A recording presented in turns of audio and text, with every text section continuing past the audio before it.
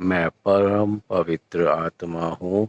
मैं परम पवित्र आत्मा हूँ। मैं परम पवित्र आत्मा हूँ। मैं परम पवित्र आत्मा हूँ। मैं परम पवित्र आत्मा हूँ। मैं परम पवित्र आत्मा हूँ। मैं परम पवित्र आत्मा हूँ। मैं परम पवित्र आत्मा हूँ। मैं परम पवित्र आत्मा हूँ। स्वमान का अभ्यास करने वाले साधक, अगर इस स्वमान की साधना से आपको कुछ सकारात्मक अनुभव हो रहा है तो कमेंट बॉक्स में ज़रूर बताएं, जिससे अन्य नए साधकों को सहयोग मिल सके। धन्यवाद।